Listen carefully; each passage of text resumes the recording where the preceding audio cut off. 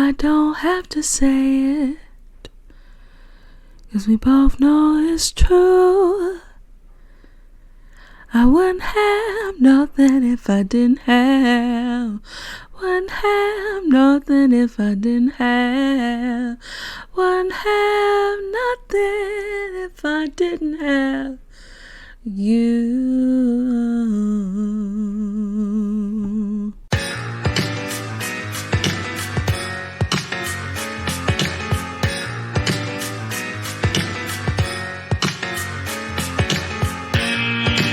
Welcome to Sup Media Reviews, the podcast that never needs spoiler alerts because it takes you back in time to relive the nostalgia of classic TV shows and films that you've probably already seen.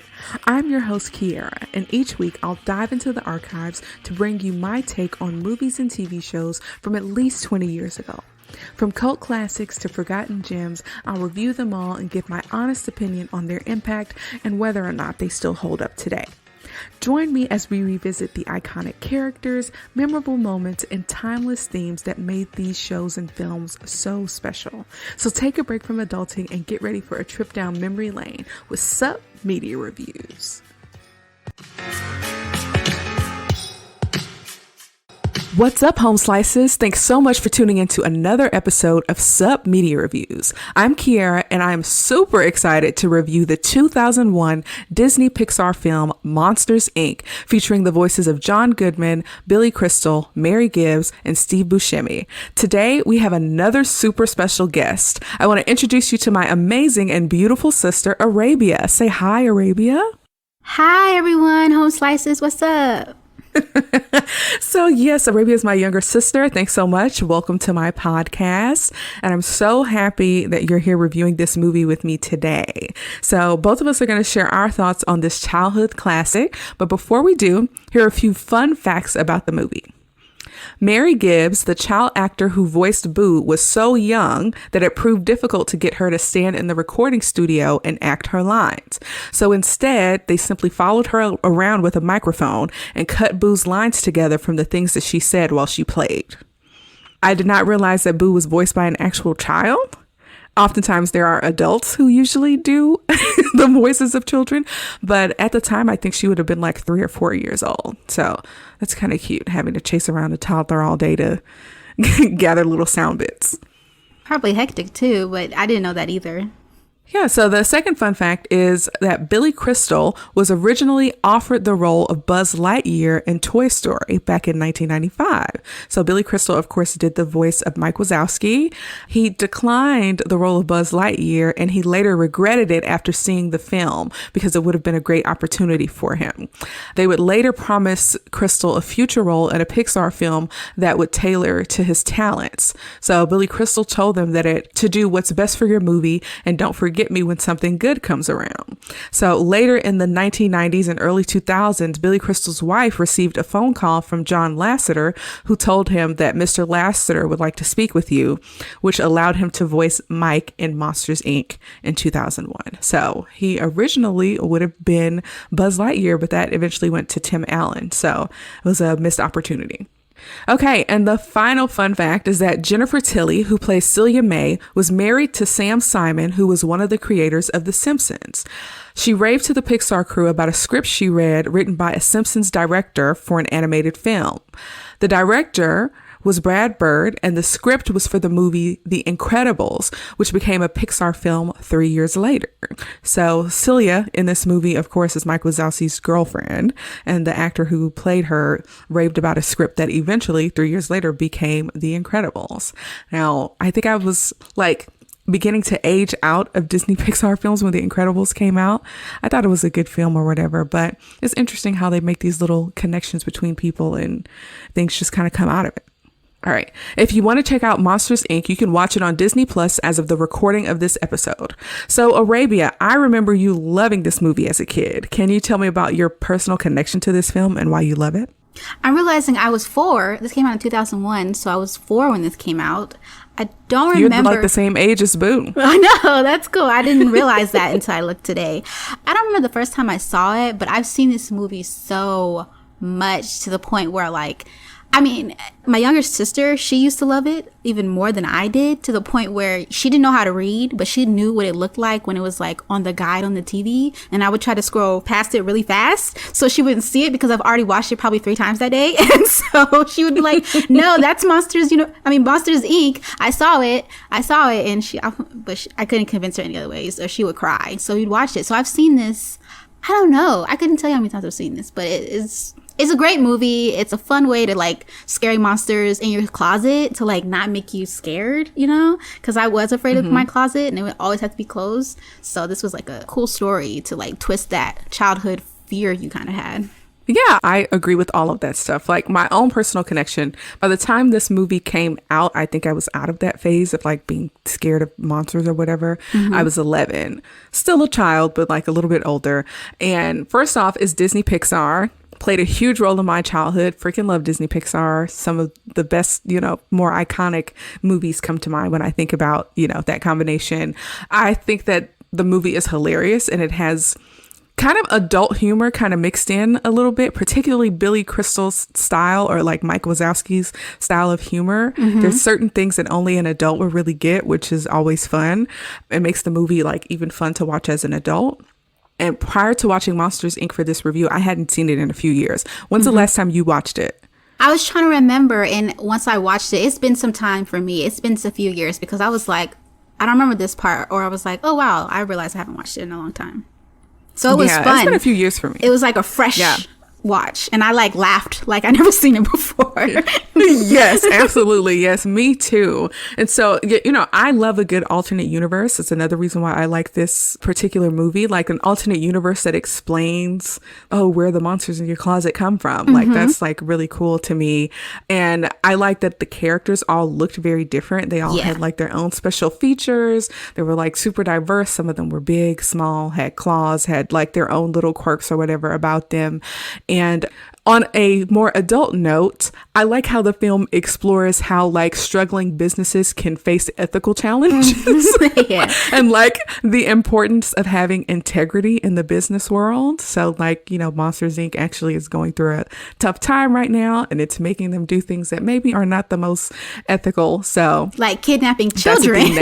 Yes. So that's the thing that comes up, right? And then the other thing is like the theme of exploring things for yourself instead of just listening to what other people tell you, particularly when it comes to like people who are different from you and like their irrational fear of children, and thinking about how toxic they are and, what they have been told over and over again and what they believe about children versus what's like actually true. Right. And so that's another thing that comes up, and like learning to care about people who are different from you. So yeah, those are some of the reasons why I love this movie. We watched this movie so much as children. If you had VHS, this VHS tape was a different color. It was blue. Yes.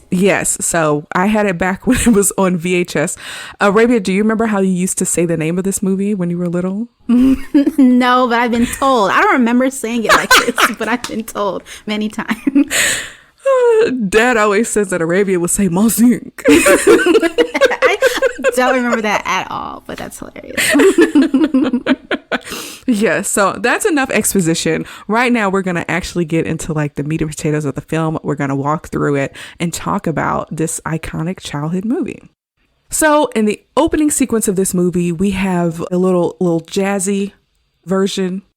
I actually forgot about this. Like, I enjoy watching the opening sequences of movies and films, but this one features like artwork from the Doors, and we see monsters going through the doors, and we hear a jazzy version of the song Wouldn't Have Nothing If I Didn't Have You. And so, of course, if you watch opening sequences, they usually kind of explain the themes if you pay close enough attention to them. And so next we see a kid who is in a 2-parent household being like sent to bed by his parents. They say goodnight to him. The lights go off, and then we hear a door creaking, which is obviously the closet. And the child is like kind of freaking out because there's weird noises. We see a weird arm poking out of the door, and the kid has to do like a double take, and then it's a sweater. And it's like, you didn't notice that the door was completely closed before? Like, okay, I guess. And then we see a whole bunch of shadows, and then we see like these weird eyes glowing under the bed. The monster rises up and is ready to scare this child.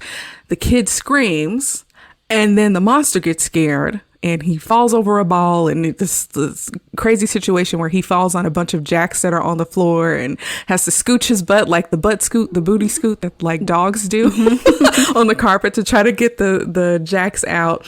And we see that it's a simulation. And so there are cameras and there's an instructor there, and she's like, you made like a mistake. Can anybody identify what the mistake was? And this class is so unenthusiastic. They don't know what's going on. They look bored out of their minds. Nobody's responding to the instructor. And she plays it back, and it turns out he left the door open. And leaving the door open is the biggest mistake any employee can make because... And he's like, oh, it can let in a draft. No, it can let in a child. Yes. Yes, Mr. Waternoose. Yes. And so we see Mr. Waternoose, who is actually one of the scarier, I believe, one of the scarier looking monsters. Definitely. He's crab-like. His bottom half is absolutely a crab. His top half is like a chunky old man. He has weird teeth. He's scared. But you can tell that he is an older monster who lets us know that children are toxic and deadly. And he's not all the way wrong. Like, children are gross. They don't really have like the best hygiene. If you ever went to daycare or know of daycares, they are consistently transmitting colds and pink eye and ringworm or whatever to each other. They're pretty gross. So he's not 100% wrong, okay? But they're not like toxic and deadly in the way he's talking about them. So yeah, he basically says that a single touch could kill you. So we learn that at Monsters, Inc., it's a power company. Arabia, how does Monster, Inc. contribute to their universe's power? So basically, I guess they figured out that making children scream can be used as a power source to like fill up these like capsules they use to capture the energy to power their city. And they're actually on a power shortage. And so they've been trying to push out these screams and get a bunch of them so they can fix their problem. Yes. One thing I did not remember is Mr. Waternoose is talking to these recruits, right, who are practicing scaring at this time. And he's like, this is dangerous work, but somebody's got to do it. Somebody like James P. Sullivan. And I was like, I didn't remember that about scarers being like heroes, basically. They are going into the human world and braving being touched by a toxic child and scaring them in order to like make sure that our homes have power and energy or whatever. They came across as almost like astronauts, maybe. Yeah, an astronaut would be considered a hero. But I didn't recall that from the movie. So yeah, so we're laying a base. We know what Monsters, Inc. does. We know what the scarers do. And now we go to Mike Wazowski and James P. Sullivan's apartment. Mike Wazowski is voiced by Billy Crystal. James P. Sullivan is voiced by John Goodman. Perfect choice. Yes, perfect cast right there. Absolutely. Yes, it is. And so Mike wakes up Sully and they do their morning training exercises. And we see that Mike is basically Sully's coach and hype man. And they go through a number of training exercises, and we see that there's a commercial for Monsters, Inc. that comes on, and Sully is featured proudly in the commercial. And Mike gets featured in the commercial as well, but the Monsters, Inc. logo covers up his round body. And so Sully is like, oh, I'm sorry about that. But Mike is like, can you believe it? I was on TV. Like, he does not care that they covered up his face. He is like just so proud that he was featured there at all. The training scene is like one of the memories for me when he's like practicing different ways they're gonna roar at the children. He's like in a bunk bed and Sully goes, "Rrr, ah, rrr, ah." And I used to crack up when I was little. I used to love that part. It was my favorite. Yes. Yeah. Super cute. Scary feet. Scary feet. Yeah. Yeah. So you see there's like actual techniques, right? Like you actually have to train to become like a good scarer, right? So I also love their slogan, "We scare because we care." Yeah. Yes. And the commercial also highlights that they're going through an energy crisis right now. I also want to point out that they're saying that this type of energy is clean energy, which is kind of funny considering how we're trying to transition to more clean energy in our own universe. But right. I guess scaring children is considered clean energy. That's fun. So yeah, so on their way to work, it's a work day, and we see the monster neighborhood. And Mike wants to take his car. But because of the scream and / energy shortage, Sully's like, no, we're going to walk to work today. And Mike is not happy about that. He's like, I bought this car so I could drive it. And Sully's like, no, we have to contribute and make sure that we're walking to work. And I work so far away that would never happen. But a lot of places are developing better public transportation these days. So this is just a plug that if you can, use public transportation or a bike or something and do your part for the environment. Okay. Even Sully's doing it. So as they're going through the neighborhood, we see all the monsters of different ages and shapes and sizes and differing abilities. We see one of them's eating garbage. Another person is breathing fire. There's another one that's like gelatinous that goes through the sewer grates, which is pretty funny. But then there was something that I did not notice as a child that I thought was very funny that I noticed this time. There's a local produce store that they pass by and they see like the guy who runs the produce store is like sacking his produce and his name is Tony, and they talk to him and they're like, oh, Sully's really close to breaking the all-time scare record. And the name of the store is called Tony's Grocery, but it's spelled Grossery, like gross. Instead of grocery. I thought that was very funny. So we're learning little things about them. So they're on their way to breaking the scare record. And so they're at Monsters, Inc. We see it's a big corporation. We still see all the variety in the different monsters. And we see that Sully has been Scarer of the Month for basically like the whole year. And there's like these two little... I don't even think they have names, Arabia. If you know they do, I don't think they do. There's these two like little adoring fans that like are basically kind of like janitors at Monsters Inc.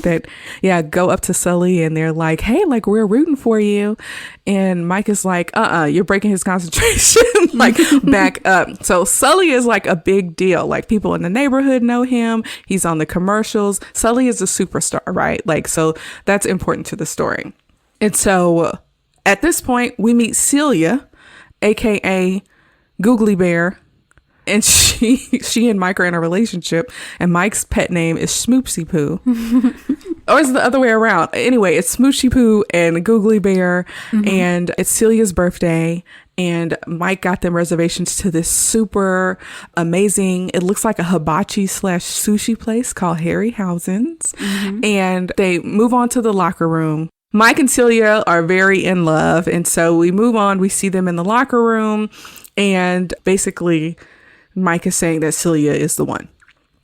He's very in love with her. It's actually very sweet to see, considering how they're totally different monsters from each other. Right.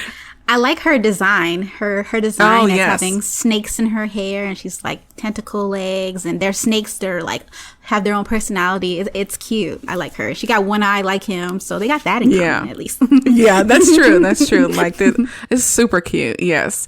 So they're in the locker room. They're talking, and this is where we meet Randall. Randall is a camouflaging salamander-esque villain voiced by Steve Buscemi, and he is in competition to be the top scarer with Sully. He's literally like right behind him on the scoreboard. Now, I feel like some older people might know this. According to some of the stuff I read when I was researching this a little bit, John Goodman and Steve Buscemi are in a lot of movies together. And John Goodman actually had to push for him to do the voice of Randall. Apparently, they've been in a lot of movies that have been directed by the Coen brothers. And I can't name any of those, but apparently their careers have kind of followed each other. So John Goodman helped Steve Buscemi get this job, which is great because he does a great job at voicing Randall. He does. Yes. I didn't realize that was him until I watched it this time. I didn't pay attention, but I was like, oh, that's who that is. Yeah. Yeah. You notice a lot of things when you get older. Right. Yeah. So now we see Mike Wazowski is connecting with Roz. Roz is like a little slug old lady monster who seems to be doing like a lot of administrative work, paperwork and stuff like that. And she has a weird nasally voice, like always watching. Yes.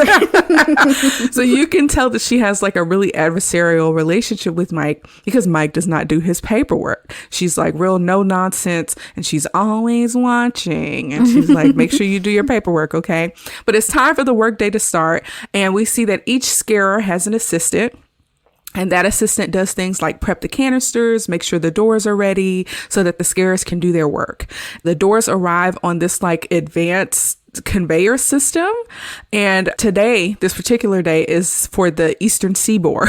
So apparently they scare in regions, which is kind of funny. And so the scarers walk in like heroes. Again, it's very astronaut-esque, like watching astronauts get ready to like board a rocket or something. And they prep for scaring. Some of them have claws, some have big teeth, spikes, some have crazy eyes. They're all very diverse, and children are paired with the monsters that are most likely to scare them. So we see that Sully is only a little bit ahead of Randall on the scaring scoreboard, but Randall's being like a really bad sport about it. Like Sully, when he goes to work, it's like fun for him. He's right. Like, you know, may the best scarer win. And Randall's like, oh, I intend to. He's like, you can tell Randall's just got like somebody threw some salt in his game or something. So Randall, of course, is also being mean to his assistant, who's a weird looking thing named Fungus, who has like the backwards knees. Those always bothered me. Do you know what I'm talking about? Like if you look at an ostrich, you'll see how their knee is like backwards, or like the joint is backwards. So like if you're a human, your knee, like when you walk forward, it bends. Mm-hmm. But for like an ostrich, it's the opposite, and it freaks me out. So I can actually push my knees like that. I can't walk like it, but I can push them in. Yeah, it's very strange. I hate that. But yeah, he's like Randall's little flunky, and he has no guts. And Randall just pushes him around a lot. He's really mean to him. So they're all going on about their business. They're doing their scaring. They're collecting the screams. And we see there's a guy named Jerry. It's hard to describe what his role is, but he kind of like runs the scare floor and like keeps the numbers and quota. And we see that Jerry is talking to Mr. Waternoose and saying they might actually make their quota for the first time in a month. And you just see how worried Mr. Waternoose is about the production level being low. Mm-hmm. And then we have an issue with the monster who comes out of the room crying, basically. And his assistant is like, what's going on? And he's like, the little girl almost touched me. The assistant is like, well, she was just sick. She was only 6. The monster is just freaking out, and they end up having to shred the door because once a child gets to a point where you can't scare them anymore, their door is basically useless. So that door gets shredded, and we find out that they already lost 58 doors that month, and kids are not getting as scared as they used to because they're desensitized by all of the crazy stuff that they see on television. So that's another contributor to the energy crisis. Do you believe that that's true? Kids don't get scared as easily as they were before? I don't know. Like, I guess when I was little, I still didn't have all the like technology and all the stuff that's on TV as much. But so I was scared in my closet, in the dark, and under the bed. But I haven't been around any children to know firsthand if they're scared at night. But I feel like the dark is still something to be afraid of. So maybe they're still little, but as it's like monsters, they probably think it's cool. Yeah. I don't know. I think there's like a little bit of truth to that point. I think it may be like the timeline for children to be scared is like shorter, maybe. Yeah. So like, yeah, instead of being scared up until like you're in first grade, maybe you're only scared up until pre-K or kindergarten, something like that. Oh, also people are not having as many children as they used to have. So the population of children has gone down too. Why didn't you think of that, Monsters Inc.? But anyways, yeah. So now we see that Randall scares a kid and has like 15 seconds of fame as the top scarer because he surpasses Sully's, scare count. But then Sully scares a bunch of kids at a slumber party. And of course, he's back on top again. So we see that there's some conflict there because Randall is always being beat by Sully, and Sully is unbothered. Completely not shaken at all. He's just having a good time. Yes, absolutely. Okay, so we see another scarer named George. He gets a 2319 called on him because there's a kid's sock on his back. So a 2319 is basically a code for where something that belongs to a human child has contaminated a person, or I guess an area.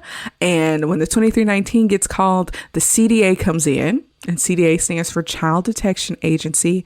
And a bunch of monsters come in like these hazmat-like suits, and they got to decontaminate the area and any monsters that came in contact with any child human belongings. So they blow up the sock, they vacuum the ashes up, they shave, shower, and decontaminate George.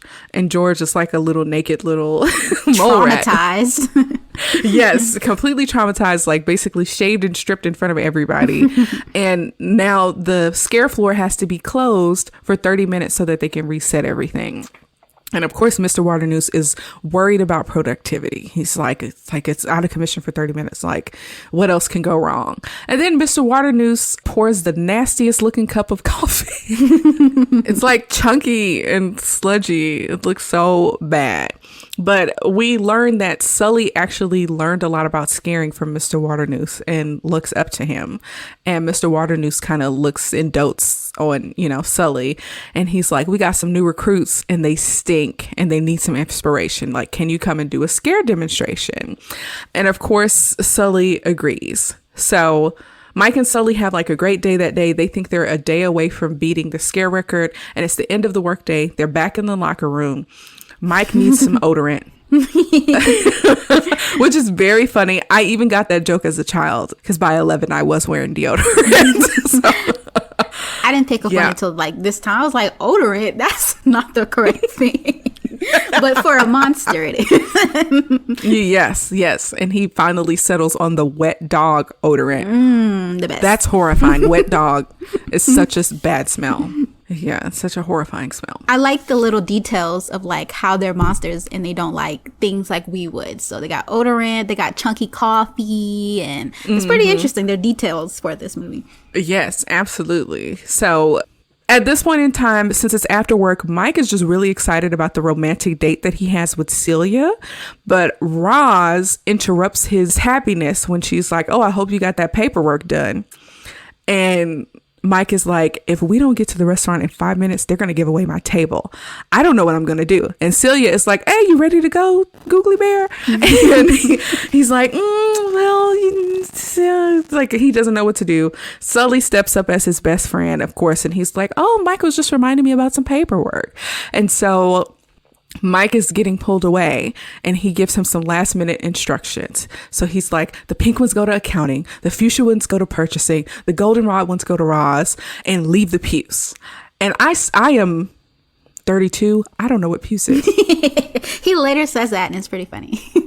Yes. And I'm about to look it up right now because I have no idea. My guess is it's some type of purple. I would think so. Okay. Puce is of a dark red or purple brown color. So how do you even spell puce? Okay. Puce color Monsters Inc. That's what popped up on the Nice. Okay. Dark red or purple brown color. I feel like that's too many variants. Is it dark red or is it purple brown? What is it? I don't know. The color that's showing up here is like a pinkish lavender is what's coming up. Mm-hmm. Yeah.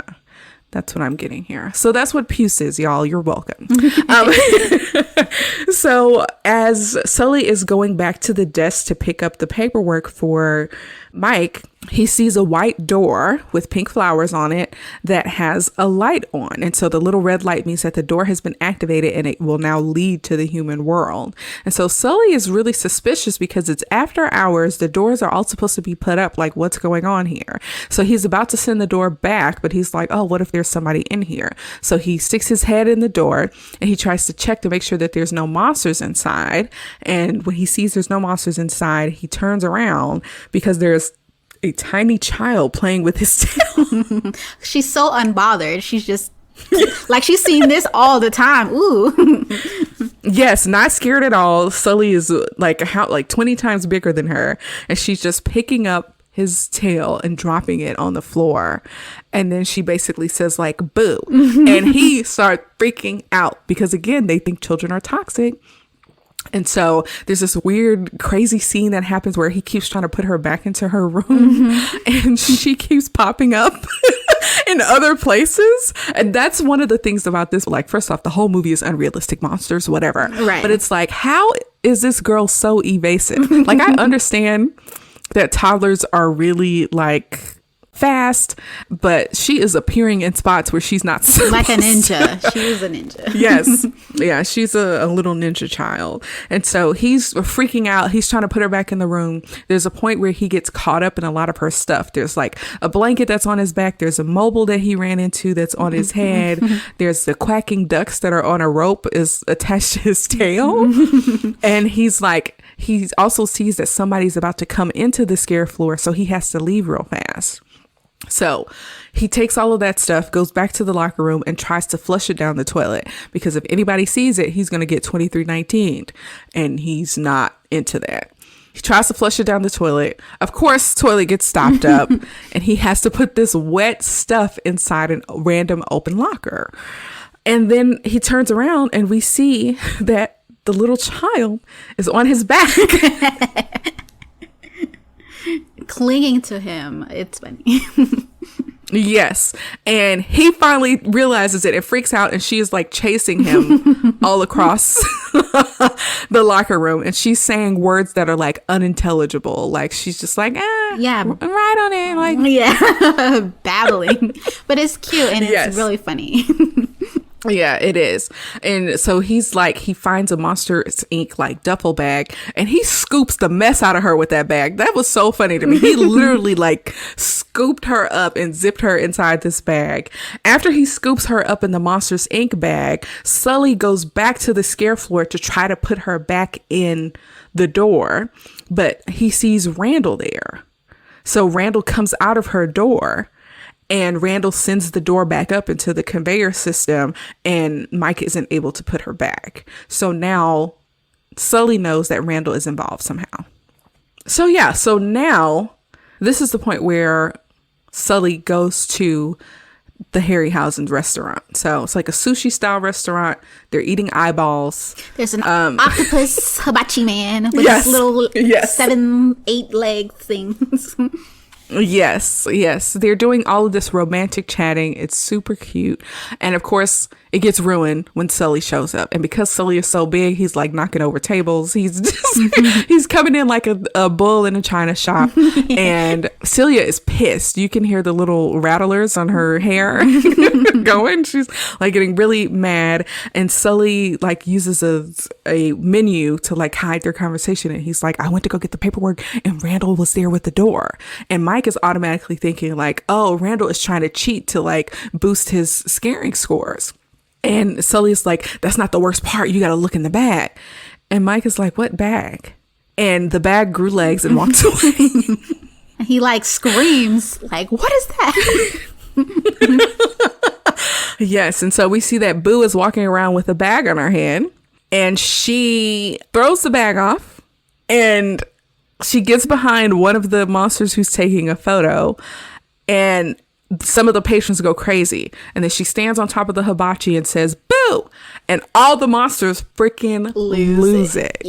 Yeah. It's like mass hysteria. Like it's, yes, like they're going crazy. Celia gets swept out with the crowd.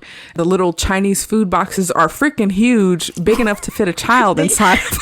I noticed that. I was like, that is humongous. Yes, like the food that was on the table didn't look that big. Like, but I guess if they have the big monsters that need larger orders, they need takeout boxes.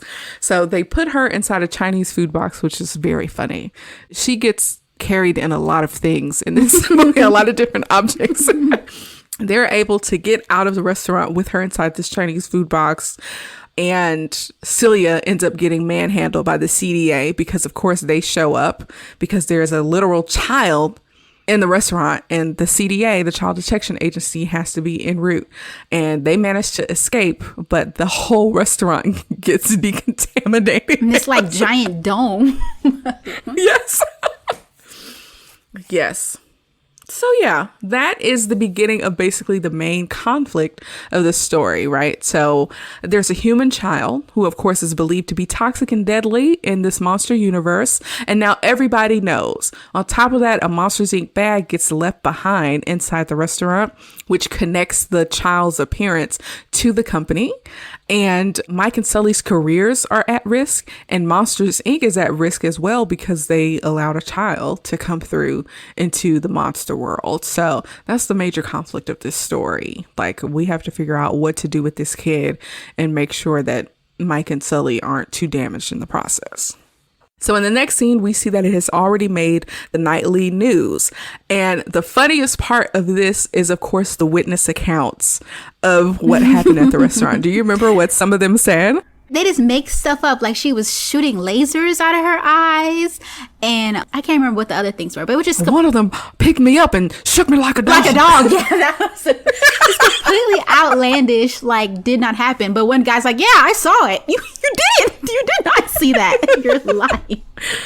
Yes, that is actually literal mass hysteria, like believing things that didn't happen. Yeah, it was freaking crazy. Like they're literally losing their minds. So unfortunately, we're not able to see the rest of the news story because Boo knocks over their TV. And this girl is destroying their apartment. She's very curious and adventurous and nosy. Yes. And so, of course, Mike and Sully are freaking out because they have a human child in their apartment who, again, they believe to be toxic. They're wearing things to guard themselves. Like oven mitts, and they're using a broom. It's hilarious. Yes, absolutely. And now this part is actually part of the toxicity I was talking about earlier. She sneezes in Mike's eye. Now that's nasty. Yeah. And he sprays himself with disinfectant in the eye. I remember laughing as a kid. That was a good part. Yes. But she was just being a curious kid. And there's a part where Mike has a stuffed animal that looks like him, and it's called Little Mike. And Sully offers it to her, and Mike has had enough. And he's like, no, nobody touches little Mikey. And because she gets a stuffed animal like taken from her, she starts screaming and crying, which causes like a weird power surge in their apartment. And so the lights are kind of flickering back and forth, and the helicopters notice this and shine the lights on them. And they're like, okay, we need to get her to stop before somebody figures out that she's here. And so Sully starts singing a weird song, not even a song. He's just saying words. Oh, he's a happy bear and we don't want to get caught. So they're going to find us and we'll be banished. And, and so she likes the little song and she tries to grab the bear and she touches Sully and he's like, she touched me. And so she's crying again. And Mike is like, okay, I'll have to do this myself. He ends up tripping and falling into a trash can, and she thinks that's hilarious. And she is laughing and screaming, and all of the lights go out. The lights go completely out. The power's not working anymore. Some of the bulbs burst, everything. And they're like, what the heck was that? And of course, that's important for later. But what do you think about this scene where Boo is just like destroying their house? It's funny. She's like, oops, when she knocks over the TV, and then she's pulling out CDs, and they're just he's spraying everything with disinfectant after she touches it. And it's just really funny. When he falls into the trash can and then like this thing drops on his head, I remember cracking up as a kid. So I was like, Boo, I was like, that is hilarious. And I enjoyed that. Yes. Children have a sick sense of humor when it comes to people getting hurt. Like that's... They do. So there's a point where, first off, why do Sully and Mike have crayons in their house? That's, I don't know. I haven't had crayons in my house in ages. If a child came over, there would be nothing for them to do but play with the dog. No child-related activities. But they give her crayons, and they are throwing pieces of cereal in her mouth. I love it. She's like, opening her mouth, and you're just like flicking it at her. Yes, but she's drawing little pictures or whatever, and there's a picture that she draws of herself and Kitty. And this is the first time, well, she calls Sully Kitty. I'm assuming she thinks that he's cat-like. Yeah. Yeah, because she can't really compare him to anything else. And so she holds up the picture for him to see, and this is the first time of him kind of not seeing her as just like a little toxic weirdo in his house. Like he actually sees that she may have some emotions or whatever. And then, of course, she starts to get tired while Mike is trying to dream up things for them to do besides dig a tunnel and release her into the wild. He has the job, Sully has the job of putting her to bed. Now, this part was funny to me because he brought out a piece of newspaper and dumped out a bunch of cereal on the floor so this child could lay in a pile of cereal and fall asleep. Like she's a but dog. instead, of course, yes, right. It's just so funny. And instead she hops in the bed because like monsters and children both have beds and it's bedtime. Like, I'm getting in this huge, ginormous bed. And he's like, no, you're going to get your germs everywhere. Get out of here. And she's like, nah, like, this is my bed now. So cute. And yes. And then we find out that she, of course, is scared of the closet. And Sully's like, what are you talking about? As if his job is not to come out of Kim's closet. Yeah, completely wasn't aware of himself in that moment. Yes, not at all. And then what's so funny is that she holds up the picture of Randall and Randall looks like a check mark. I don't know why that picture was so funny. And he's like, oh, that looks like Randall. Randall's your monster. Okay. And he shows her there's no monster in here. Oh, well, there is now, but nobody's going to come out and scare you. And so he ends up deciding to sit in front of the door of the closet until she falls asleep. And so it takes her a minute, but finally she kind of like passes out on the bed. And Sully is starting to realize that she's just like a sweet little child. And she's not like a little vicious human like everybody said she was. And once Sully kind of realizes that, he's like, why don't we just put her back in her door? Like, he's talking to Mike. And Mike is like, oh, we can't just put her back in the door. Like, of course, all of his elaborate schemes are not going to work. He's like, what are we going to do? Just waltz up to the Monsters Inc. with the kid and put her back in her door? It's not going to work. So they take some of his chair fabric and like a mop and some lamps and make a little makeshift costume for her to wear. Yeah. Which is super cute. She also has little tentacles and suction cups, which is cute too. And they literally waltz up to Monsters Inc. with her in her costume. And then they get the surprise of their life when they see that the CDA, the Child Detection Agency, is every freaking where. And they have little child detection gadgets. And because the bag, the Monsters Inc. bag was at the restaurant, of course, they're investigating at Monsters Inc. So now it's not going to be as easy for them to just kind of put her back in the door. Let me see. Okay, and so because Boo is like a ninja child, she escapes from them once again and goes right up to Mr. Waternoose. First off, he's the scariest monster in this movie. I would never go straight up to him. She does not care. She only cares about Randall, but everybody else is exciting and amazing looking to her. Yes, and her little suction cups get stuck on his little claw, and they're like, oh, it's bring an obscure relative to work day. And they end up getting like... there's some child detection that goes on and they end up getting other people attacked because they're picking up her presence. And of course it's bad, but they end up getting away with it. And Mr. Waternoose reminds Sully of the little scare demonstration that he has to do later, which of course becomes important later on in the movie. So next we are in the locker room. Mike slips away to get the door key for Boo. And we see that Boo has to pee. Now, little children have tiny bladders. Yes. She has been with them overnight. How did they not recognize? She should have peed that bed, honestly. Absolutely. She definitely should have peed the bed. Or because they're into odorant, they didn't realize that she smelled like pee. I didn't think about that. That's terrible. It is terrible. It is. Yes. But she does this little dance and they realize she has to pee. This is one of my favorite parts of the movie from a child. She is going to the toilet or whatever and she's singing while she's on the toilet. That is so funny to me. She's not really saying any words. No. Just like la la la la la la la man. I don't know, some little thing she has to. Yeah. Just saying nothing. And so Sully is like, "Hey, are you finished?" And she's like, "No." He tries to open the door when she's not finished. And she sings some more and then finally flushes the toilet. And Sully's like, "Okay, it sounds like you're done."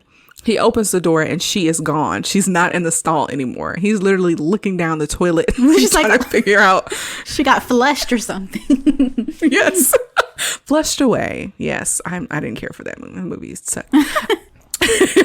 But yeah, of course, because she's a ninja child, she pops up somewhere else. And so they decide to start playing this game of hide and seek. And so this is like another bonding moment for them, for, Sully to realize that she's just like a little child who enjoys, the fun pleasures of like being a small child and playing hide and seek and all that kind of stuff. He's like recognizing that she is not a vicious gremlin.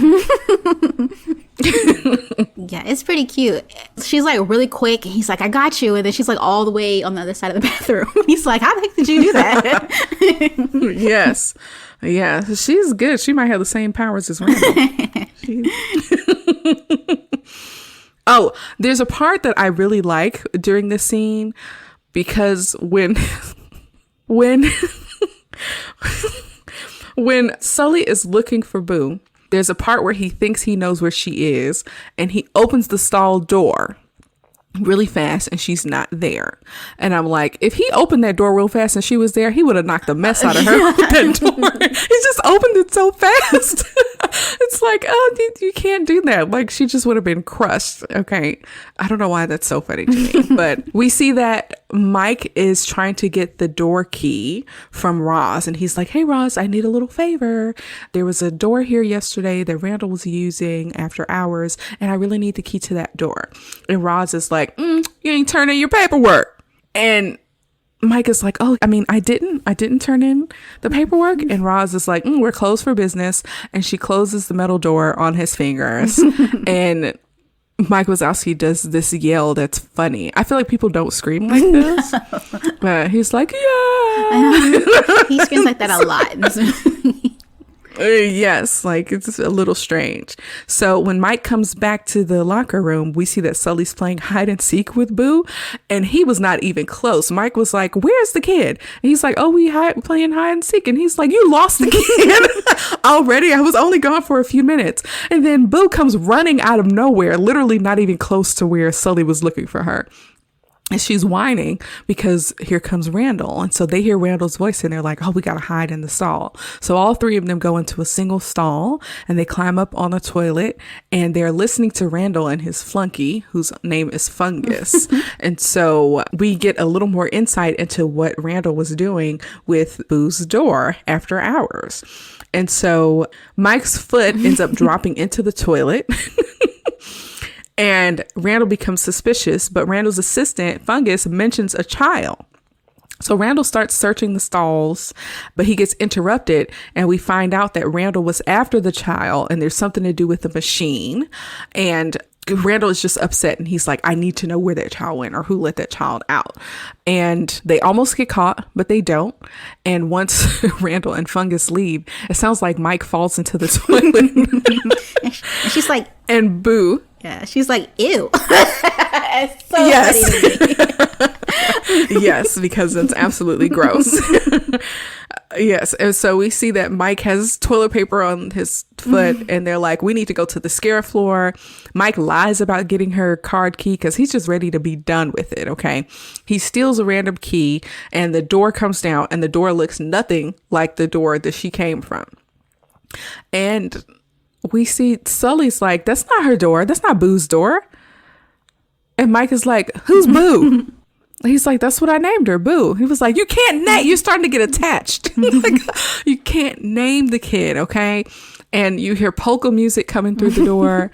And he's like, no, this is not what we're doing right now. So see. Oh, this is where Mike says, put that thing back where it came from, or so help me. I say this all the time to this day. Put that thing back where it came from, or so help me. I say it all the time. It's hilarious. Because it is hilarious because they're arguing and it starts to draw the attention of the other people who are on the scare floor. And so they have to play it off. And he's like, oh, we're studying for a play. Put that thing back where it came from, or so help me. And they're, doing it as, yes. Yeah, they're doing it as a little play style. And while they're doing this, they lose track of Boo again. She's slippery. Again. So, yes, Boo slips away again. And while they're trying to go after her, they bump into Randall. And Randall asks about the kid. And at the same time, or around the same time, Mike is able to get Randall off their case. He's like, hey, like, look at the guy with the shifty eyes. Like, he might know something. And so Mike gets confronted by Celia at this really unfortunate time. And Celia is like, I can't believe you ruined, our date night like that. And Celia got hurt. You can see that her and the snakes in her hair all have these cones around their necks. Celia was like, that's the worst date I ever been to. Like, why would you do this? Why would you take me out for sushi and then abandon me? Whatever. So when she says sushi, that brings Randall's attention back to him, and Randall takes a look at the newspaper article that has a picture of the child, and he can see Mike Wazowski in the picture. So now he's able to connect Mike to the child. So that was really unfortunate. The CDA, they're rough. Like, she had cones and bruises, and they freaking tossed her around. I don't know what they did to her. That's crazy. Yeah, that was nuts. And so Mike... the Randall does, I think this is probably the creepiest thing Randall did in the movie, where he camouflages into a painting of Mr. Waternoose. And he confronts Mike and he says, like, I know you were at the sushi restaurant. Like, what's going on with the kid? I know you know where the kid is. And basically he threatens Mike and he's like, okay, on the 30-minute lunch break, I'm going to put the kid's door in my station. You're going to put her back in the door. And this never happened. And he's, threatening him with physical harm. Randall actually is like pretty scary. The camouflage thing, like not being able to see your enemy. It's hard. Yeah. Yes, it's actually like pretty tough. And later in Monsters University, we learned that Randall was Mike's roommate in college. Mm-hmm. So they do have some history. So while Mike is caught up with Randall, Sully is still following Boo, and he sees her hop into a trash can, and he gets accosted by some of the CDA agents for an autograph. So while he's not paying attention, she hops out of the trash can, but one of her eyeballs that they made for her is stuck in the trash, and the two little weirdos who we met earlier, the ones that were admiring Sully, actually dumped the trash down the trash compactor. And Sully sees the eyeball go down the trash compactor, and he literally gets traumatized by watching this trash get like chopped and stomped and rolled. I remember as a kid thought that was so funny, like the little faces he's making. He's like passing out and he's like, oh, yes. I used to crack up at that part. That was so funny. Yes, he's like really freaking out because he believes that she is being destroyed in this trash compactor, and all the trash gets pounded into a neat little block, and he picks up the block and walks around with it, and he's just so distressed. But we see that the actual Boo finds a group of kids. I'm assuming this is some type of like corporate daycare. I don't know why there's a bunch of kids here at this workplace, but whatever. So Mike tries to find Sully. We see that there's another 2319 with George because George's locker was the one that got stuffed with all of the stuff from the toilet that Sully tried to flush. So this is his second time getting 2319 by his assistant. That's really unfortunate. They couldn't shave him again because his hair hadn't grown back. So I'm assuming this time was probably worse. Yeah, so we see that Mike finds Sully with the garbage cube, and he's like, where's the kid? And the little eyeball thing falls out of the garbage cube, and Mike is like, oh, snap. And he says, I can still hear her little voice. And then we hear Mike Wazowski. And Mike's like, oh, I can hear her too. What the heck? Yeah. And then there's another voice that says, Mike Wazowski. And he's like, how many kids you got in there? I thought that was really funny. That was hilarious. But we see that she's with the kids group, and she has all of them saying Mike Wazowski. I also say like that. Over and over again. I also say that to this day. Mike Wazowski. Yes, so the kids group is nearby, and Sully was just so scared and so happy to see her. He's like, don't ever run away from me again. And the lady who's like the teacher or whoever, the person who's watching the kids, is like, oh, what a kind, affectionate father. And Mike, of course, is not into it. He's like, we need to get her back at her door. We need to get out of here. And one of the little kids is like, Mike Wazowski. And he was like, yeah, whatever, kid. And the kid bites him. The kid bites him, and Boo thinks that's funny, and she laughs, and she destroys the lights. So all the little kids are freaking out because the lights are out, and they're still not understanding what's going on here, but they're like, we need to get the heck out of here. So Sully, Boo, and Mike head back to the scare floor because it's lunchtime right now. And Sully doesn't understand what's going on. He's like, how did you get her door? And they get there and Mike mentions Randall's name. And he's like, hold on, you got her door from Randall? No, I don't trust this. And Boo doesn't trust it either. Boo is like scared.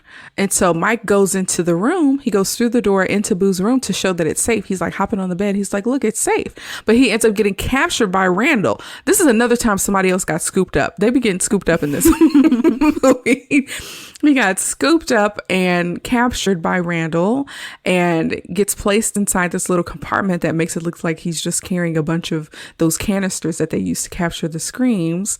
And he's basically like about to wheel him away when Boo makes a noise. And Randall, of course, has to do his invisibility thing to start looking around to see like who's in the room. But fortunately, the lunch break is over and Sully and Boo follow Randall and Mike into like a little secret compartment or secret room. And Boo ends up finding the secret compartment. Sometimes it's useful to have like a curious little child always around it in the area. So they find the little area and we see that Fungus and Randall think that the kid needs to lose some weight. But out of the box comes Mike Wazowski. And they're like, Mike, what the heck are you doing here?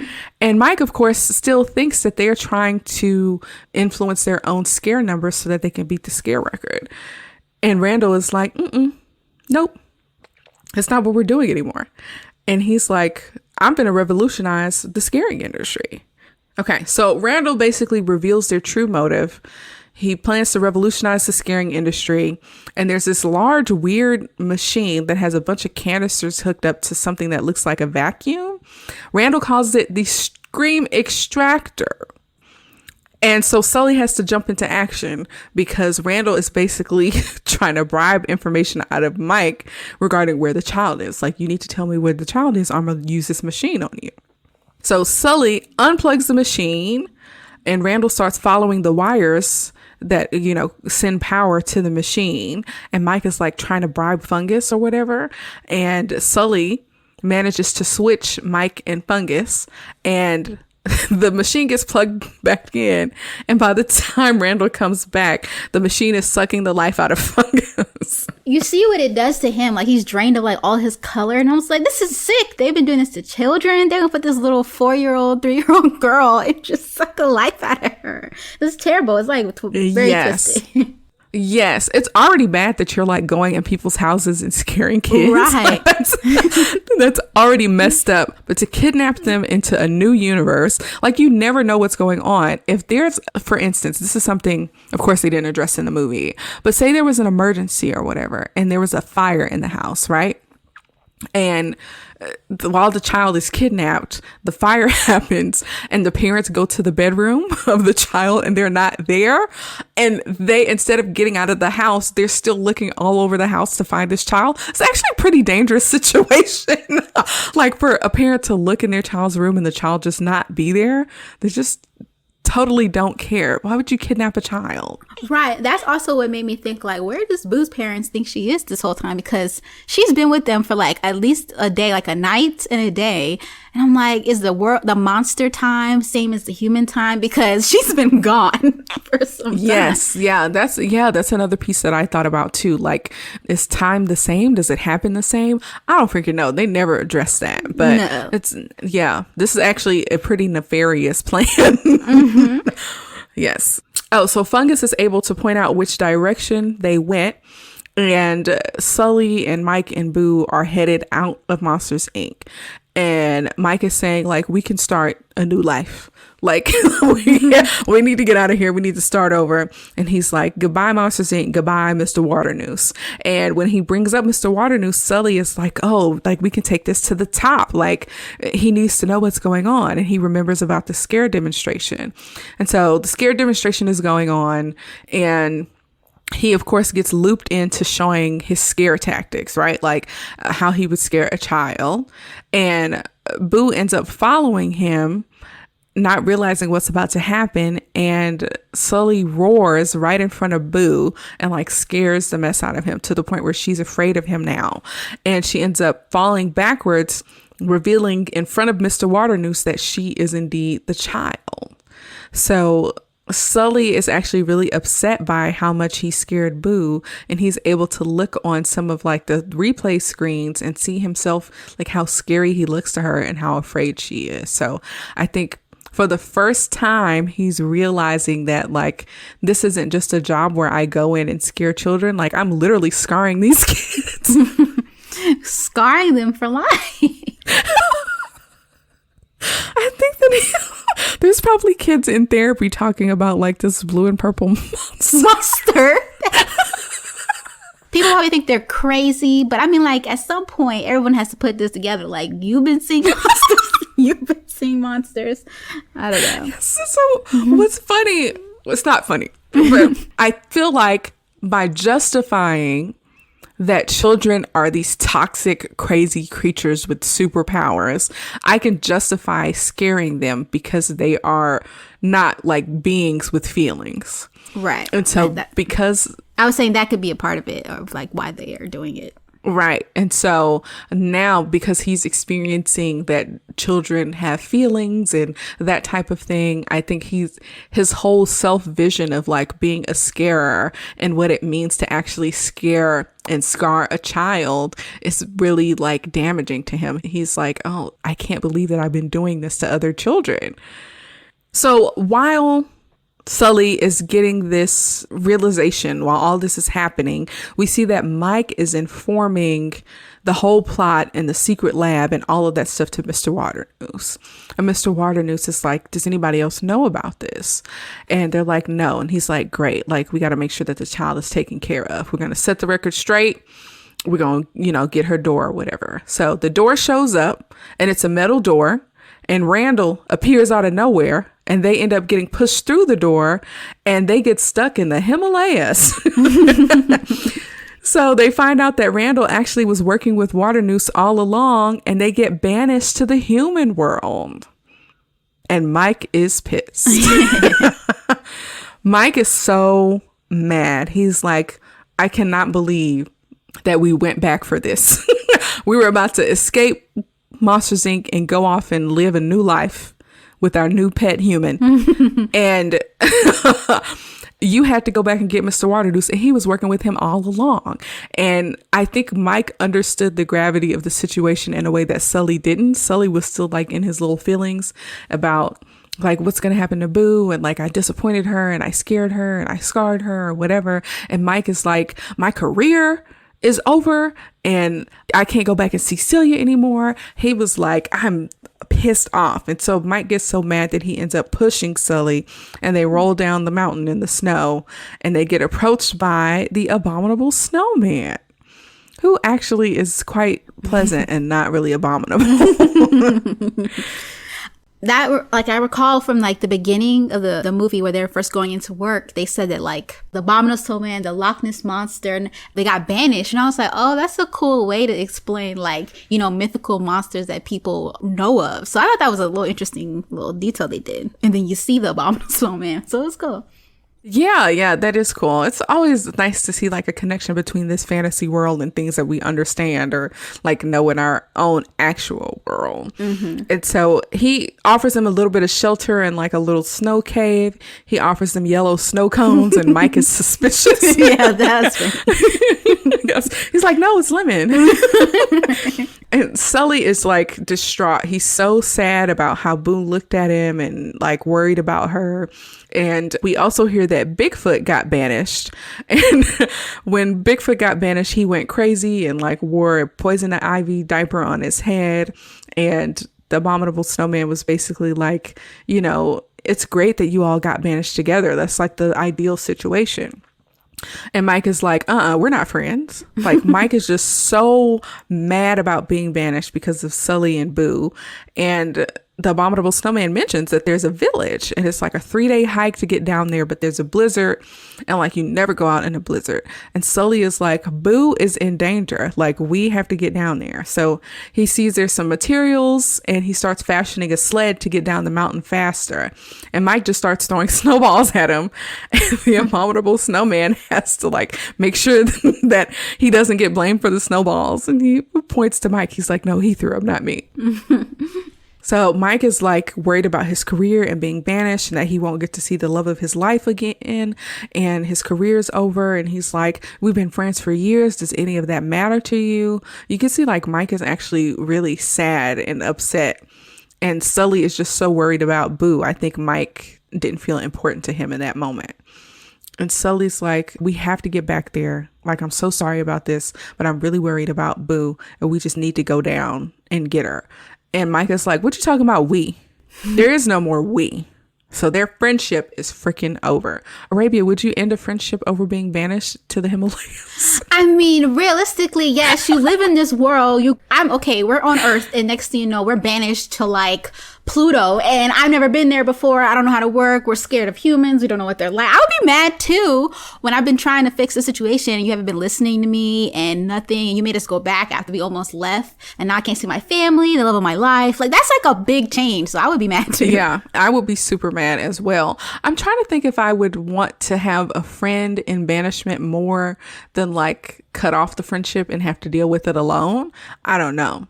But I feel like he's justified in ending their friendship. I think I'd be mad for a while, but let's like stick together and figure out how we're going to survive in some brand new universe with creatures we never really been around. Yeah. And the Abominable Snowman, like, he was real nice to them, but he was like a little too much. I don't know if I want to stick around with him. he was like excited. He doesn't really talk to no one else. So I imagine he was happy to have some guests in the Himalayas. That's true. That's true. That is true. The Abominable Snowman is voiced by I forgot his name. I just remember. But he voices a character in like every Pixar movie, this guy. Yeah. Was he the pig in Toy Story? Yeah, he's the pig in Toy Story. Mm-hmm. And his name is John something, like, I think. Roethlisberger or something like that. Okay, yes. That sounds rightish. Yeah, he voices someone in Bug's Life. He's like in every Pixar movie, pretty much. Yeah. He has a character. Mm-hmm. Yeah, he is. So Sully fashions the sled. He goes down the mountain in a blizzard and ends up crashing. But he crashes near the village in Nepal and he hears the local children screaming from being scared. That's pretty traumatizing. But anyways, he ends up going through one of the doors and it happens to be George's door. Again, George is the one that's been getting 2319. And when Sully like forces his way out of the door, there's another sock that gets placed onto George's body. And George's assistant is about to 2319 him, but George takes the sock, stuffed it in his assistant's mouth, and throws him into the door and walks away, like proud of himself. He's like, I'm not. He's like, you're not going through this again. Yes, absolutely. Like, you get 2319. You put a sock in it, and you deal with it. So we see Mr. Waternoose and Randall are arguing. They're in the little secret tunnel or whatever. And Mr. Waternoose is like, I had to ban my top scarer because of you. And you're half the scarer that he was. And Randall is like, with this new invention, we don't need top scarers. We can just suck the screams right out of children. And I don't know if children would survive that machine. Right. I'm like, what happens to them? They've already tested this, so they know. So I don't think they tested it. I think Boo was supposed to be the test child. Okay. I was like, do they know? I felt like they like knew it worked. I don't know. But it was like, what's going to happen to them after it gets, this little 3-year-old gets sucked by a machine? Because the monster didn't look too good. And that's a monster. The fungus guy. Mm-hmm. Yeah. Right. So Sully makes his way back to the secret lair and he destroys the machine right when they're about to use it on Boo. He breaks it. He gets her key card, and unfortunately Randall is able to use his invisibility to get the best of Sully, and so he's beating the crap out of Sully because of course Sully cannot see him, which is basically he's sucker punching him. And then Mike shows up out of no freaking where and like throws another one of the snow cones at Sully. And first off, where the heck did Mike come from? I don't know. I was like, Are how we did to assume he follow him and know where exactly to go? Because he was with the abominable snowman when he left. Right, and they just don't explain things like this sometimes. But not only does Mike show up, he shows up with a number of snowballs, and he starts explaining himself, but he does not realize that Sully is being beat up by Randall right now. And Boo is like trying to... Sully's like, I'm being attacked. And Mike is like, no, I'm not attacking you. It's like it's working into the conversation, and Mike is just really oblivious that Sully is literally being hurt by Randall and is being choked out. And Boo is like, hey, like he's literally getting attacked, and Mike is just not paying attention. And he's like, are you not listening to me? He throws the snowball and it lands on Randall's face, and Sully's actually able to see him and punch him, and they're able to escape. But I thought that was a cute little scene. Mike came back for him and was able to explain his side of the story. And I think Mike even reveals that he cares about Boo in this little monologue as well. Mm-hmm. I was like, find some paint, throw something on him. I'm over here trying to coach Sully while he's getting beat up. Yes, he was really struggling a lot. And so all this part is funny to me. So all three of them, Boo, Sully, and Mike, are running because they need to get Boo to her door. Now that Mr. Waternoose and Randall all know what's going on, like Randall's basically on their tails. And they're running through the hallway of Monsters, Inc. And Celia comes out of nowhere and attacks Mike. And she screams and jumps on him, and she's like, what is going on? Like, you need to tell me the truth. So Mike gives her like the 10-second version of what's going on. And he's like, Randall and Mr. Waternoose are after us, and they tried to kidnap a child and blah, blah, blah, blah. And she's like, why are you lying to me, Mike Wazowski? And then Boo is like, Mike Wazowski. And she sees that the child is actually with them, and she realizes that he's telling the truth. So while Randall is chasing them, Celia buys them a little time by saying that Randall broke the scare record. So he gets accosted by everyone on the scare floor, and that gives them a little time. But unfortunately, it's not enough time. So they have to go through the conveyor system to get to Boo's door. I thought that this was a really cute part of the movie to show like the inner workings of the door storage system. It's huge. I don't know if I'm... Yeah, it's huge. Humongous. And like very complicated to me. I was like, how do they figure all this out? Yes. Yeah, but I thought it was super cute. And so it's like a large conveyor system, and they're riding on a door that's like behind Boo's door, and Boo is excited. This is like a roller coaster to her, and so she's screaming like out of like this exhilaration, but some of the doors are turning on from her screaming.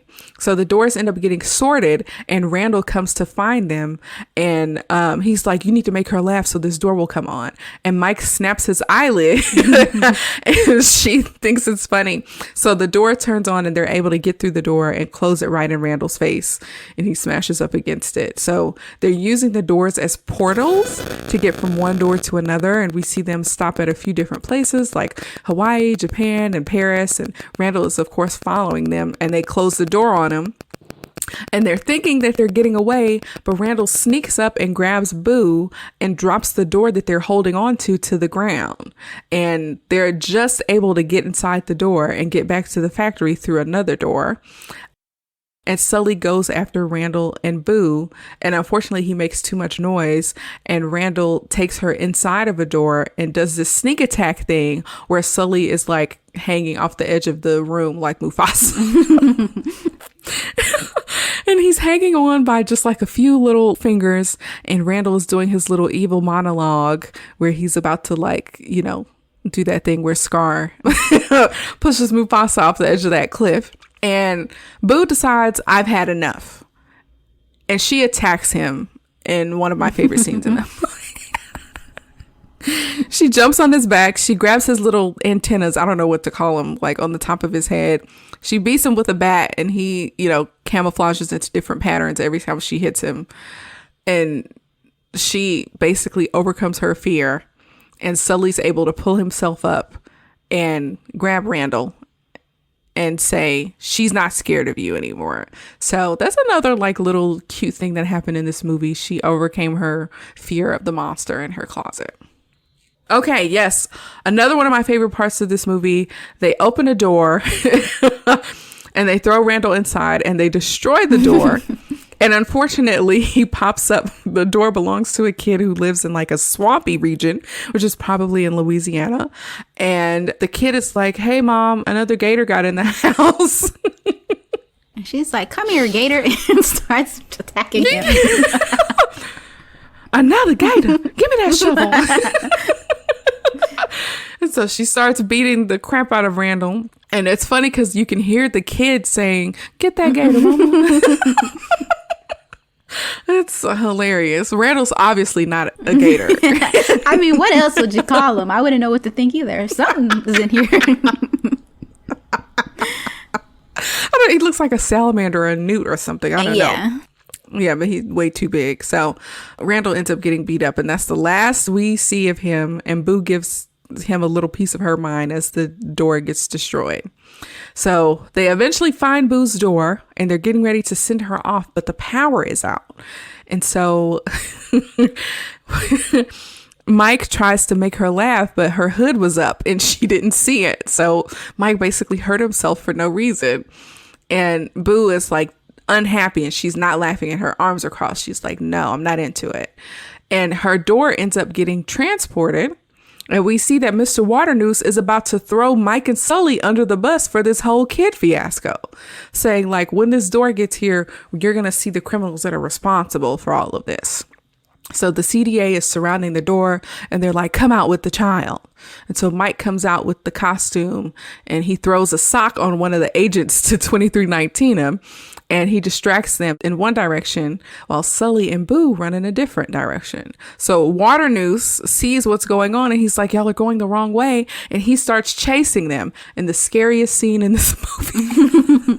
There's a part where they turn a corner and Mr. Waternoose is chasing them and he turns a corner and his legs go up on the wall. Yeah. That was so freaky.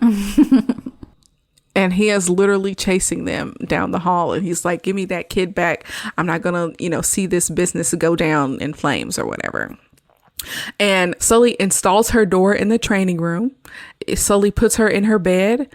And Mr. Waternoose comes in and he's upset. And Sully is like, she's home now. Can you leave her alone? And he's like, no, I'll kidnap 1,000 children before I let this company die. And I'll silence anyone who gets in my way. And then we find out that it's actually a simulation. And they now have video evidence of his confession of his nefarious plan to kidnap children and extract their screams. And so the CDA takes him into custody. And Waternoose says that Monsters, Inc. is dead. He does this weird gaslighting thing and basically says, Sully, you ruined my plan and now the energy crisis is on your head. Mm-hmm. How can you just blame Sully for all of this? This was your plan. This was your business. Like, you needed to come up with a new alternate fuel source and you didn't do it. And kidnapping was all you had. Terrible. Yes. Right. And earlier in the story, we hear that Mr. Waternoose is actually a third generation owner of Monsters, Inc. So this is literally his family business. Yeah. So after that, we see that the CDA agent number 1 wants to talk to them. And Roz is actually a CDA agent. She was undercover for 2.5 years. Were you expecting that, Arabia? No, because they had been kind of mentioning number 1 throughout the movie, the other agents. Like, number 1's going to see this or is going to want to see this. And I'm like, oh, I don't know who that is. But then she comes. And I was like, oh, wow, deep cover. Yes. Yeah, absolutely. She definitely has the spirit of a person who does paperwork. Oh. So I can never imagine her being like a secret CDA agent. So like I said, she was undercover for 2.5 years and they suspected that there was some foolery or tomfoolery going around, but they never would have known that it went up as high as Mr. Waternoose. So Roz calls for the door shredder and she's like, we got to send the kid back. And Sully, of course, is really sad, but Roz gives them 5 minutes to say goodbye. And so Mike says goodbye to her and gives her a hug, and he actually calls her Boo. I think this might be the only time he actually called her that. Yeah. And you can tell that he's actually going to miss her, even though he was quite mean to her. Yeah, quite standoffish for like the whole movie. So you can tell that he's actually going to miss her. And she goes to her room, and you can see that she's so happy to be home. And she brings Sully in to play with her toys. And of course, there are a bunch of Easter egg toys in her room. Can you name any, Arabia? Yes. Any toys that you recognize? It was Jessie, and then there was Nemo, and there was like the ball, the Pixar ball. Yeah. Which was cool. Yeah. So, of course, they always like to put those little Easter eggs in there. And so, yeah, you can see her like inviting him into her room and playing with the toys. And Boo finally is basically saying like, oh, well, Sully tells her there's nothing else that's going to come through and scare you in the closet. So she says goodbye to Kitty, and they give each other hugs, and it's really sad. Like, this was actually really sad for me to watch as a kid. Depressing. Oh, one of the most depressing scenes. The music that plays, and you're like, you need to raise Boo. Take her and raise her as your own. That's what you want. Yes. You know how crazy that would be for her to be stuck in the monster world? Like when she hits puberty and starts her period. Yeah, that would have been nuts. But that's what I was thinking as a kid. It was like, you deserve to be with her. Yes. Yeah, absolutely. And you know, another thing that I never thought about is like maybe there was a language barrier. Because if Boo grew up, she doesn't have language skills. She hardly said real words in the movie. Yeah. Would she sound like a monster as They understand when she her. was growing up? Yeah. Yeah, that would have been a weird story. Yeah. Yeah, had they raised her. But yeah, it was really sad. And he ends up leaving and closing the door behind them. And of course, Boo goes to open the door, and it's just her closet, and he's gone. And she's like, Kitty. And you're like, oh my gosh, this is so sad. Yes, extremely sad. Arabia, can you imagine being a child trying to get people to understand what you're talking about? She can't even talk. And she's like, there's this big old fluffy cat that comes out of my closet that I had this adventure with, and a whole bunch of other crazy creatures. Like, it would have just been like, oh, okay, it was a dream you had. You know, they would have brushed it off. And you're like, I went on this big old expedition into something, and no one believes me. Right. I can even imagine her like being old enough to talk, like maybe first grade, and being like, do you guys remember that time I went missing for like a day? And I was like on an adventure with this big monster, and and her just like feeling gaslit because nobody believes what she's talking You're about. like, it's okay. You dreamed that. That didn't happen. Yes. Yeah. Like, no, every day of your life has been accounted for. There's no way that happened to you. So, yeah, that would be freaking crazy. So, anyways, Boo's door gets shredded, and it's basically like it never happened. And the only thing that's left of her door is a single wood chip. And we see that Waternoose is in custody. And unfortunately, basically everybody who works at this plant is out of a job because, yeah, this whole situation with the child getting into the monster universe and with the CEO being arrested for child endangerment and kidnapping and all of that stuff is just like, yeah, this business is not going to survive. And it's really funny because Mike is like, oh, we did what we came to do. We got her back in her door. She's gone. We got our lives back. And maybe the company doesn't exist anymore and hundreds of people are out of their jobs, but you know, it's all good. Yeah. Like, at least we had a few laughs. And then Sully, you know, gets an idea. And so the next thing we know, we see that we're in another child's, like a little black kid's asleep, and Mike is in this kid's room doing a comedy set. And the kid doesn't like the first few jokes. The first few jokes don't land. And he's like, you know, oh, you're in kindergarten, right? It was the best 3 years of my life. And the kid is like confused. You can tell the kid is like just woke up and does not know This talking what's happening. One-eyed thing is in here. Yes, I think he's like, what the heck is happening? And he does another joke about him being the ball in dodgeball. And then he has to do his closer, which he swallows a microphone and then does a huge burp. And then the kid loves that joke, of course. And so he collects laughs in this mega canister that's probably like 3 or 4 times bigger than the other canisters where they were collecting screams. And we see that Sully is the assistant now, and Mike is like the star of the show. And he basically meets his quota on the first kid of the day. And we find out that laughter is 10 times more powerful than screams, which is another nice little lesson from this. Like, you know, laughter is more powerful than fear. And then we see that Sully and Mike are on the cover of a magazine, which is called Business Shriek, which is very funny because there's Business Week in the real world. I thought that was hilarious. And we see that the barcode, unfortunately, is covering up Mike Wazowski. And Celia's like, oh, I'm sorry, dear. And he's like, what are you talking about? Like, I'm on the cover of a magazine. And I love that energy from him. Like, he does not let anything get him down. Right. He's super happy. So we see that the working environment has changed dramatically. Like there's lots of balloons and confetti, and the scarers have gone from being scary to being comedic, and the whole like place is like a new place to work. But we see that Sully is still kind of longing to like, you know, for his connection with Boo. He really misses her, you can tell. And so Mike is like, okay, close your eyes and come with me. I have a surprise for you. And we see that Mike has reassembled Boo's door and that Sully has the final piece of the door. And when he puts the piece in, the little red light comes back on and Sully walks through the door and we hear Boo say, Kitty. And that's the end of the movie. So he gets to see her again. How cool is that? It's really cool. I remember being like, "Oh my gosh, he gets to see Boo again." I'm like, "I want to see them together. I want to see the next part." I used to always be like, "What's the next part? Like, how are they gonna just close it?" And we don't see Boo, like they're hugging or something like that. I wanted to see that when I was little. Yeah, I always wondered like how much time has passed. Has she gotten bigger or older? If her voice sounded the same, so maybe she wasn't that much older, or maybe like no time passed at all, like because the alternate universe and you know the differences in the way time passes or whatever. So she's like, "I knew you were real. I knew it." Yes, Mom. Come look. Yes. So they get reunited, which is like a sweet way to end the movie.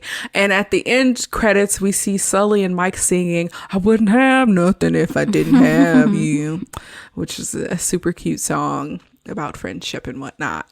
And this is one of the movies that has bloopers at the end. But when I was watching on Disney Plus, I didn't see the bloopers. I think I might have fast forwarded past them or something like that. I don't know. I didn't see them either, but I do remember they used to do that. I didn't see it either. I didn't keep watching, and eventually it was like trying to get me to watch Monster University, so it kind of like went small. Yeah. So one of the ones that I remember, one of the bloopers that I remember that I thought was pretty funny, the scene where he was throwing cereal at her. And there was a blooper where he threw the cereal too far and she fell backwards trying to Yes, okay, I do remember that. Yeah, that was the one that I remembered the most. But and also the one where they were walking in slowly. Oh yeah, when they were walking, they fall. They all fell. Yeah. Yes. Yeah. So I feel like movies don't really have bloopers anymore like that, but it was really, really funny. And I don't know if you can see the bloopers on Disney Plus these days. If so, you need to fix that, Disney. But yeah, so that's the end of Monsters, Inc. What are your final thoughts? Is the movie worth a rewatch, and does it hold up today? It definitely is, because I sat here and enjoyed it like I'd never seen it before. I was laughing. I knew it was going to happen. Of course, I still remembered all of that, but I was enjoying it. And I was like, oh, this is so good. And watching it and like the animation. I mean, obviously it's been like 22 years. So their animation has like higher quality, but it's still pretty good animation to like be for like so far away long ago. It's enjoyable. I think kids can still get some fun out of it and laugh and enjoy the story. I would show it to my kids in the future. And I think it's great to watch. Yeah, I absolutely agree. I think it's definitely worth a rewatch, and it for sure holds up. And I think even though this movie is over 20 years old, because it takes place in an alternate universe, I consider this movie to be like an evergreen movie. So like you could watch it at any point in time and kids would probably still get it. Like there's nothing in the movie that feels so tied to 2001 that like if you watch it in 2035 that it wouldn't make sense. Right. Like because it's its own universe, exists the way it is. So I think you can watch this movie at any time and still really enjoy it. I liked rewatching it even as a 32-year-old woman. I'm not ashamed to say that. So I think it's really funny. It's really sweet. It has like a great message about corporate greed and innovation. Yeah. As a person who's into business, that, you know, jives with what I'm into. And I even really liked Monsters University, which is, you know, the sequel / prequel about how Sully and Mike met in college. We actually went to see that together. I do. I remember it. I remember sitting front row and breaking my neck because of the screen so close. But it was really good and cool. And it added like new stuff, like how they learned to be scarers, how they met, their friendship. And like there's like a whole like competition and there's like fraternities. It's also another good thing to watch after you watch this or before, since it's a prequel. It didn't like some prequels where you're like, I know what happened. So it's not as good because you know what's going to happen. But this was like basically its own little story. Yes. So definitely enjoyable. Yeah, so you can watch Monsters University too. So that was 10 years ago. Did you? That was came out in 2013. No, I thought it came out in 2017. I thought I saw 13 when I looked it up, or when it was on the screen. Let me double check. 2013. Jeez. Right? That doesn't seem like that long ago. I can't remember. I can remember that day. So that's weird. Girl, 10 years ago. Okay. Yeah, I'm getting old. So, yes. All right, Arabia, can you guess what the 2 scores Monsters, Inc. received from critics and regular folks on Rotten Tomatoes? If you had to guess, what score do you think that the critics gave Monsters, Inc.? Let me see. The critics, I'm going to say a 7. And then for 7? Yeah. I think, okay. Yeah. Okay, and what about regular people? Regular people, I'm gonna say like a 9. I feel like a lot of regular. Oh, you talking like about out of 10? Girl, it's out of 100%. Try again. Oh, it was both. Oh, yeah. I'm thinking IMDb or like something else. My bad. Yeah. Sorry. Mm-hmm. Yeah, no worries. So for critics, I guess I would be like 70 to like 80%, like 70, and then for people it'd be like 90, 95. Okay, you were close on the second one. So the movie, actually, the movie received 96% from critics and 90% from regular people. So the critics actually rated it a little higher than regular folks. Oh, wow. I thought that they might have like, sometimes they're funny. Critics, you just never know what they're going to enjoy.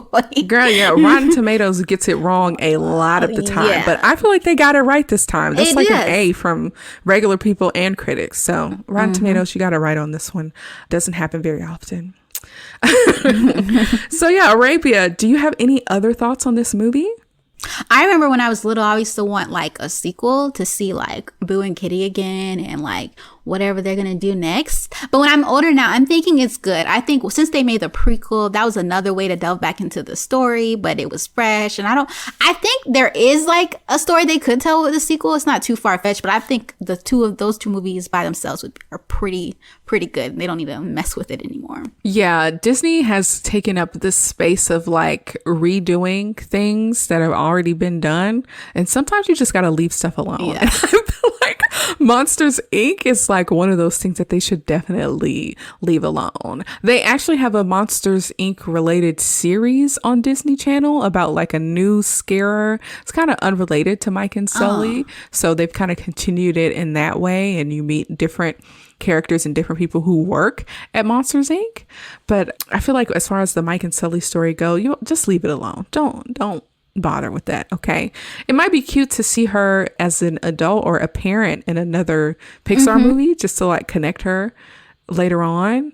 That might be cute, but I know there's a theory. I remember hearing a theory of like, so when Boo goes back to her room and you see her toys and, you know, she has Jessie, there's a theory that she's Jessie's first owner. Cause in like Toy Story 2, you found out that Jessie had an owner, but she gave her away and you hear that really sad song. So there's a theory that Boo was that person. When somebody So I heard that there's a theory they think that Boo is that girl that gave her away when she got older, which is cool. They like to tie all these stories together, but I was like, oh, that's plausible since she had it all. It's not possible. The timeline is way off. But I mean, this is something interesting to think about. Is their room even the same? I don't remember what the girls' room. Yeah. Right. People just be making stuff up, just making connections where there are none. Yeah. But I'm thinking they shouldn't do like a live action. I don't want to see that. How hard would that be? Yeah, that's like hard for no reason.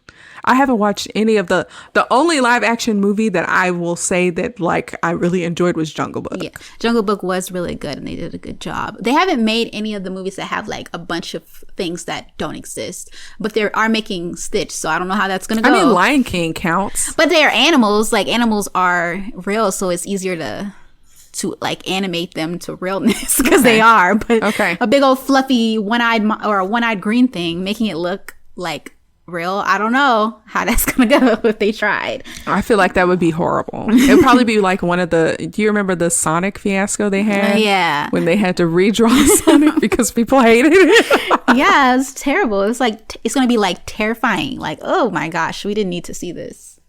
Yeah. Well, you know what? Thanks so much, you all, for listening to our review of Monsters, Inc. I want to say a special thanks to my sister and guest for today, Arabia. Thanks again for being here. You're welcome. Of course, I had a good time. I love talking about movies, especially childhood stuff. That's always like a nostalgic way to go back. Yes. I really am so happy that you joined me here today. So next time on Submedia Reviews, I'm going to be reviewing the 1999 hit movie, The Mummy, featuring Brendan Fraser and Rachel Weisz. Peace out, home slices. Bye, guys. Thanks for listening to Submedia Reviews. I hope you enjoyed our trip down memory lane just as much as I did. If you have any suggestions for movies or TV shows you'd like me to review next, or if you just want to share your thoughts on today's episode, you can find us on Instagram, Facebook, YouTube, and Pinterest at Submedia Reviews, and on submediareviews.com. Don't forget to subscribe to the podcast so you never miss an episode. And if you have a moment, please leave a review on your favorite podcast platform. Your feedback helps me improve the show and spread the word to new listeners. So until next time, peace out, home slices.